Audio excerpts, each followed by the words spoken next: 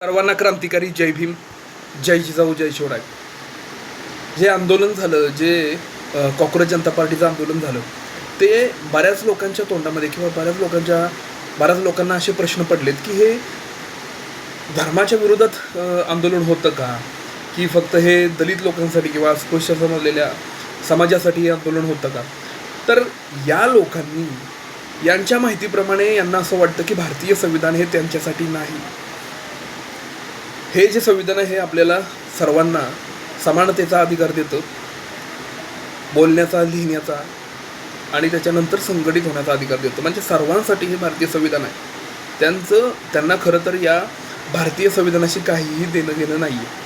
मुळात त्यांना असं वाटतं की जो विचार हा संकुचित आहे, बौद्धिक दारिद्र्यात घेऊन जातो, म्हणजे विषमता आहे आणि ज्यामध्ये अशी रचना आहे की तुझ्या जातीला प्रायोरिटी, माझ्या जातीला कमी प्रायोरिटी, त्याच्यानंतर काय तर हायरार्चिकल ज्या काही गोष्टी आहेत, तर तू मोठा आणि तू छोटा, म्हणजे तुझी जात मोठी, तुझा वर्ण मोठा, तू खालच्या जातीचा, तू खालच्या दर्जाचा, अशा पद्धती यांची संकुचित विचारसरणी आहे. एकदम कुचकट, बौद्धिक दारिद्र्यात म्हणजे बुद्धीला बुळं बनवणार आणि बुद्धीला नपुंसक, मानवतेला नपुंसक बनवणारी असली ही विचारसरणी आहे. हे आत्ताच्या युगामध्ये न पटण्यासारखं आहे. आणि या लोकांना काय वाटतं की हाच खरा धर्म, हा वैदिक धर्म आहे, हा चातुर्य व्यवस्था मानणारा धर्म आहे, ब्राह्मण्यवादी धर्म आहे. कारण त्यांच्या पुस्तकांमध्ये, त्यांच्या बऱ्याच ग्रंथांमध्ये, तर यांच्या बऱ्याच ग्रंथांमध्ये यांनी काय केलं, सर्वांना पार्टिशनमध्ये म्हणजे जातीमध्ये विभागलेलं आहे. वेगवेगळ्या जाती स्वतःच निर्मित केल्या, स्वतःच त्यांनी बनवल्या आणि आपल्या माथी मारलेल्या आहेत. आणि त्याच्यानंतर ही व्यवस्था त्यांना अजूनसुद्धा नाकारायची नाही आहे. मग कोणीतरी नाकारतो, कोणीतरी अशा जुलूम, अत्याचार, अन्यायाविरोधात आवाज उठवतो आणि भारतीय संविधानाच्या आधारावरती पुढं जाऊन तो लढतो.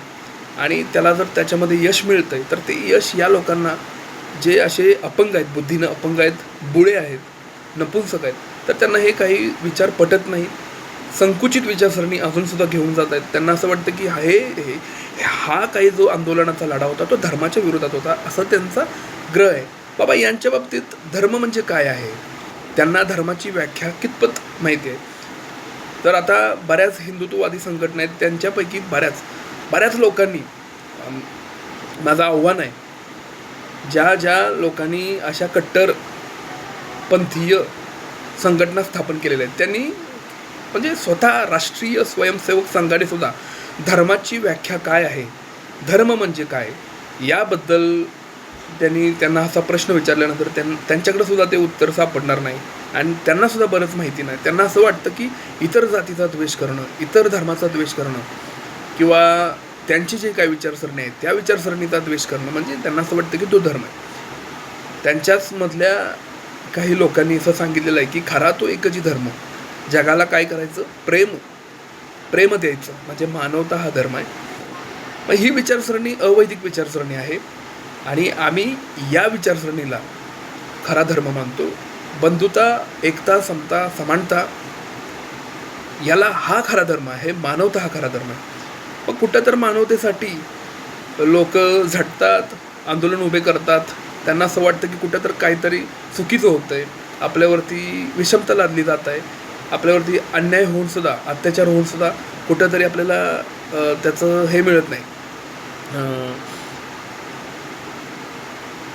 अन्याय अत्याचारातून ज्या काही गोष्टी आहेत न्याय मिळत नाही. आणि न्याय मिळत नाही त्यामुळे काय होतं, तर लोक असं विद्रोह करतात. आणि विद्रोह काय फक्त आत्ताच्याच काळातील नाही, तर डॉक्टर बाबासाहेब आंबेडकरांचं क्रांती आणि प्रतिक्रांती हे पुस्तक आहे. त्या पुस्तकामध्ये भारतरत्न डॉक्टर बाबासाहेब आंबेडकरांनी क्रांत्या कशा घडतात आणि प्रतिक्रांती कशी घडतात, पण डॉक्टर बाबासाहेब आंबेडकरांनी हे सुद्धा मेन्शन केलेलं आहे, क्रांत्या ज्या घडतात त्या बहुजनांमधूनच घडत आहेत. का तर ज्या समाजानं अन्याय अत्याचार बघितलेला असतो आणि त्यांचं शोषण झालेलं असतं, ते दबलेले असतात, पण त्यातून हा विद्रोह फुटतो, स्फोट होतो त्याचा.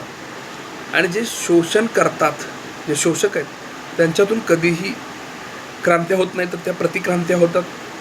याचा अर्थ असा आहे, प्रतिक्रांत्या करायच्या आणि म्हणजे त्या प्रतिक्रांत्या ज्या आहेत त्या टोटली मानवतेच्या विरोधात असतात.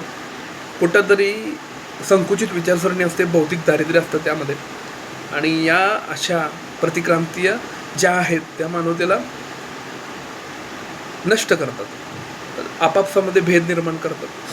तर क्रांत्या ज्या असतात त्या आपल्यामधूनच होतात. जिथं विद्रोह होतो त्या ठिकाणी क्रांत्या होतात. बरेच क्रांतिकारी पुरुष आहेत या देशामध्ये, महाराष्ट्रात, जगात, देशात बरेच क्रांतिकारी पुरुष होऊन गेले. व्होल्टेअर होता, कार्ल मार्क्स होते, डॉक्टर बाबासाहेब आंबेडकर होते, सर्वोत्तम भूमिपुत्र गौतम बुद्ध होते, छत्रपती शिवाजी महाराज होते, जगद्गुरू संत तुकाराम महाराज होते, छत्रपती शाहू महाराज, छत्रपती संभाजी महाराज होते, छत्रपती शिवाजी महाराज होते, महात्मा ज्योतिराव फुले, आई सावित्रीमाई फुले होत्या. तर या सर्वांनी काय केलं आहे तर क्रांत्या केलेल्या आहेत. यालाच क्रांत्या म्हणतात. आणि सध्या ही क्रांतीची सुरुवात आहे. बऱ्याच सर्वांनी जातीपातीच्या पलीकडं जाऊन, धर्माच्या पलीकडं जाऊन, मानवता हाच खरा धर्म आहे हे टार्गेट ठेवून, हे ध्येय ठेवून, मानवता हाच खरा धर्म आहे हे ध्येय ठेवून काय करायला पाहिजे तर सर्वांनी क्रांतीसाठी पुढं गेलं पाहिजे. क्रांतीसाठी पुढं गेलं पाहिजे. आणि जे डॉक्टर बाबासाहेब आंबेडकरांचं क्रांती आणि प्रतिक्रांती हे पुस्तक आहे, तर ते पुस्तक वाचण्याचा प्रयत्न केला पाहिजे की डॉक्टर बाबासाहेब आंबेडकरांनी क्रांतीची व्याख्या काय सांगितलेली आहे, क्रांतीची व्याख्या काय सांगितलेलं आहे, क्रांती म्हणजे काय याचा अभ्यास जरूर केला पाहिजे आणि लोकांना सपोर्ट केलं पाहिजे. अशा अभिजित दीपके असतील किंवा रविराज साबळे पाटील असतील, अशा नवतरुणांना सपोर्ट केलं पाहिजे. धन्यवाद. जय भीम, जय जिजाऊ, जय शिवराय.